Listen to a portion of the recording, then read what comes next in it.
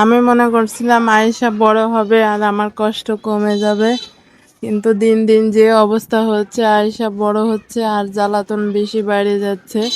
ওই সব সময় হাঁটটা শিখে হাঁটবে আর রাস্তায় যাতে চলে যাচ্ছে, স্যান্ডেল মুখে দিচ্ছে, এমন বিপদ যা বলার মতো না।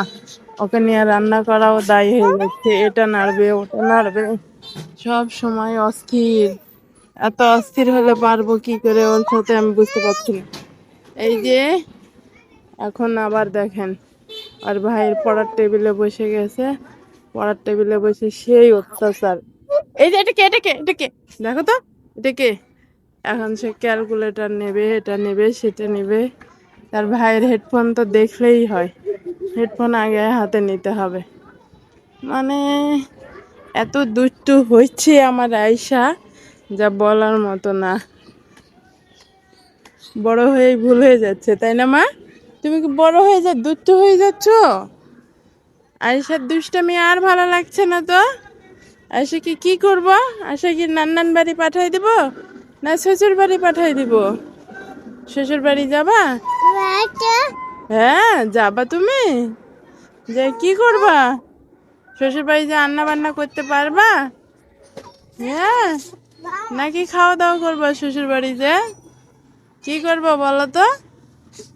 এই দেখেন স্যান্ডেল নিয়ে শুরু হয়ে গেছে ওর অত্যাচার।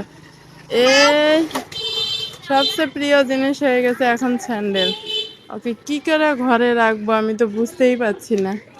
নাকি দড়ি দিয়ে বাঁধে রাখবো? আম্মু, তোমাকে কি দড়ি দিয়ে বাঁধে রাখবো? রাখা যাবে?